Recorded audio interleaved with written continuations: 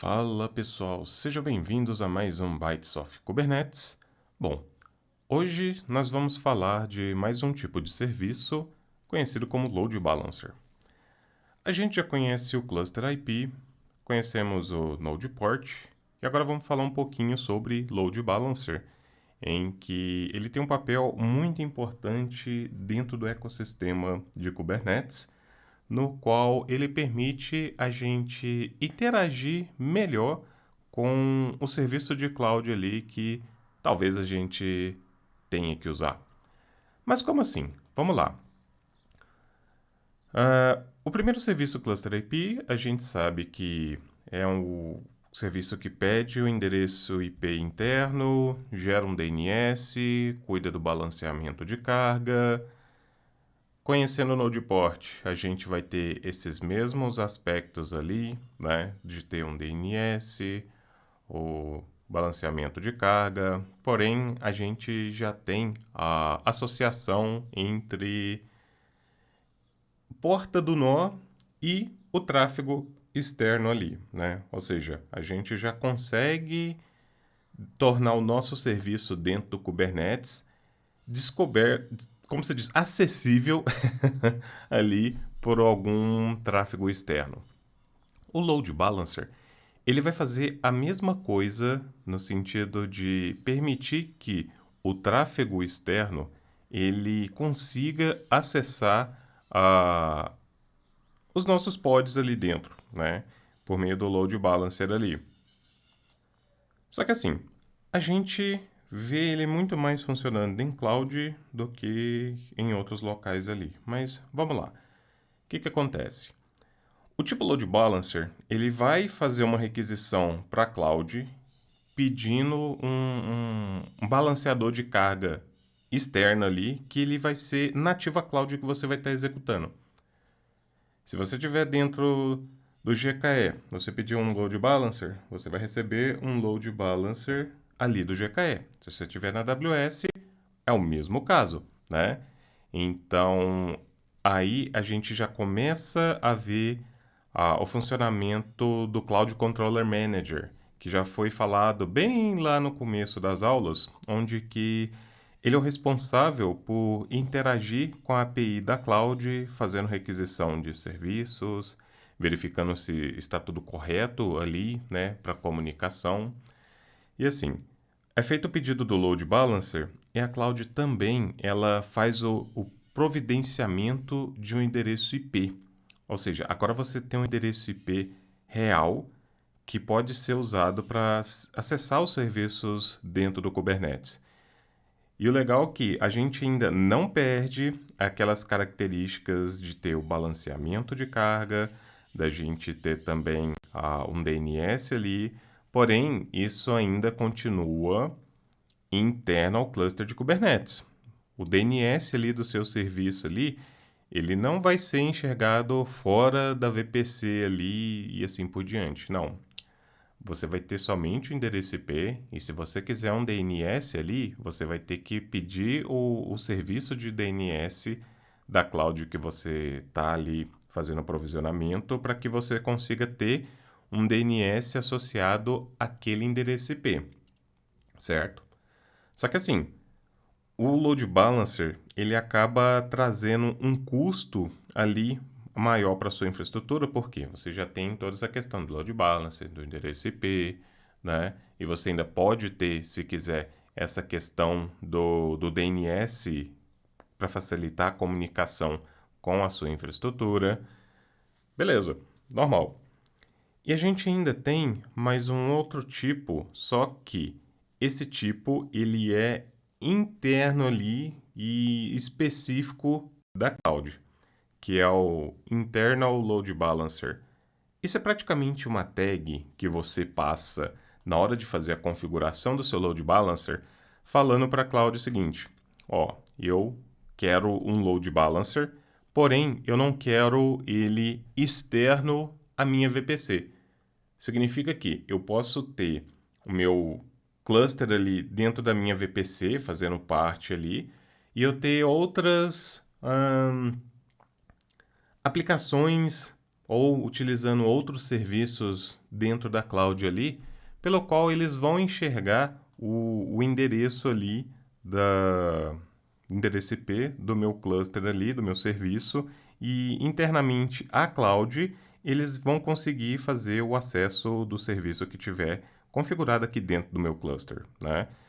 Porém, se você, de novo, quer um serviço de DNS, vai ter que fazer a configuração da parte de rede ali para você fazer a associação de um DNS aqui pro endereço IP do load balancer, né? Então, assim, é um outro caso que a gente pode ter ali para poder configurar o nosso serviço de load balancer. E é legal que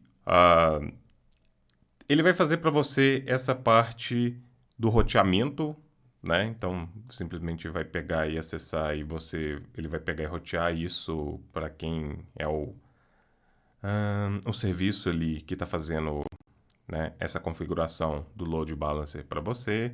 Então, ele vai ficar monitorando se está tudo ok para você ali, a cloud, né, checando que está funcionando, visto com que você agora tem um endereço IP real associado ali à configuração do seu serviço.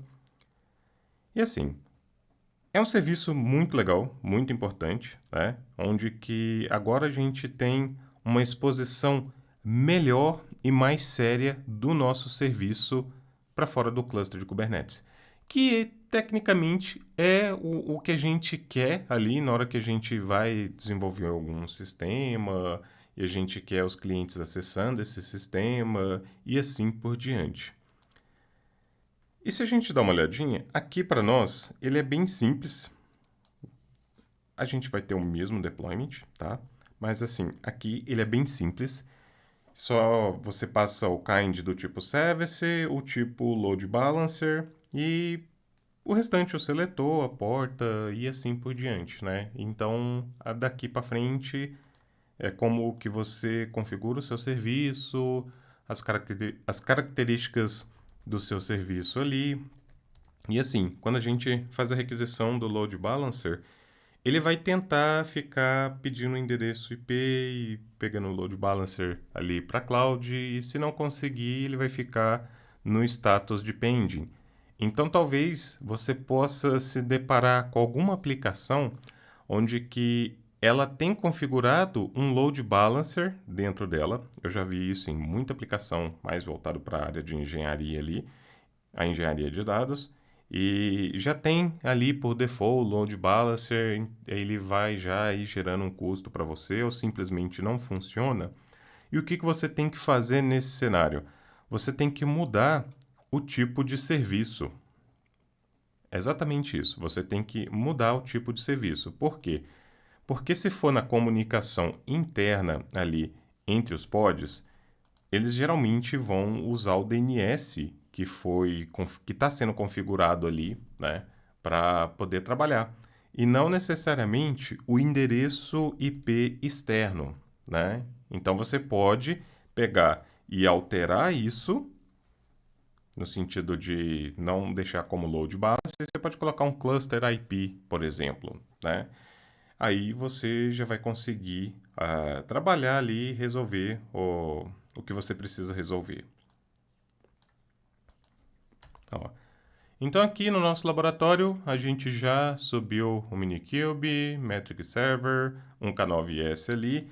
Só que assim, aqui no caso do Minikube, para a gente simular essa questão do load balancer, a gente precisa executar o comando Minikube Tunnel. E a gente tem que deixar ele funcionando num terminal à parte. Ele vai fazer o seguinte, ele vai pegar, fazer as configurações internas dele ali, de modo com que ele vá simular esse comportamento do load balancer, né? Então, toda vez que alguém, ele vai fazer esse roteamento para a gente. Então, toda vez que alguém subir um load balancer ali, ele vai pegar e já fazer a associação do endereço IP que a gente possa fazer o acesso. Simples assim. Então a gente já vai pegar e dar um apply nesse load balancer aqui. Vamos em default, ele já está criando. E se a gente vir aqui em service, a gente já tem aqui o serviço Load Balancer. A gente dá um describe aqui, e olha lá, tem um node port. Ah, detalhe. Você consegue configurar se você vai precisar habilitar ou não o node port que ele já chama ali por baixo, no sentido de que você vai ter uma porta associada ao nó ali ou não, mas geralmente a gente não acaba precisando desse tipo de detalhe. Dá para fazer muitas outras configurações ali, mas para nós, somente sabermos o comportamento de load balancer ali já é mais que o suficiente para a gente já poder testar, brincar com muita coisa interessante aqui dentro do Kubernetes. E olha só, Kubernetes, kubectl get service load balancer, tá aqui e aqui, ó. External IP. Ou seja, a gente já consegue acessar esse cara por meio desse endereço IP. Lembrando que esse é o endereço IP do Minikube, se eu não me engano. E olha só, aqui a gente pode ver que ele fez a requisição ali para o nosso Minikube Tunnel. E se a gente pegar e deixar esse cara parando de funcionar, ó, a gente viu que ficou amarelinho aqui. External IP, ele fica como pending, né? Então, toma cuidado nos serviços que você estiver utilizando ali. Se não tem algum do tipo load balancer no meio da aplicação, ó, olha lá, ele já pegou ali o endereço IP. E se você tem algum necessidade de usar um endereço IP específico, você vai ter que dar uma olhada na documentação e ver, segundo o provedor de cloud que você está utilizando, como que ele pede que seja a configuração ali para você conseguir acessar ali, né, o endereço IP. E olha só, a gente deu o comandinho de curl aqui. Connect to server. Ó, ele está falhando na hora de fazer a execução. Mas agora, se eu pegar e colocar o endereço IP, ó, curl http 10.99.140.58. Olha lá, ele já conseguiu fazer o acesso via esse IP aqui, né? Ou seja, ele fez o roteamento para a gente e a gente conseguiu acessar o serviço que está dentro do Kubernetes. Sem esse load balancer, a gente não conseguiria fazer esse tipo de coisa, tá? Então, isso aqui prova esse comportamento dele fazer uma requisição do endereço IP válido, de modo com que a gente consiga acessar, né, os serviços que estão dentro do Kubernetes. Então, assim a gente encerra essa primeira parte sobre serviços, que no geral vai estar muito mais associado à rede. Existem muitos outros detalhes em relação à parte de rede do Kubernetes, porém não é necessário para nós agora no momento. Com o que a gente já tem aqui, a gente já consegue fazer a configuração de vários tipos de serviço, testar bastante coisa ali dentro, né, ver o comportamento dele e sair daquela questão do zero absoluto para algum conhecimento prático de como que o Kubernetes funciona. Beleza, pessoal? Então, curtam, compartilhem e a gente se encontra nas próximas aulas. Valeu!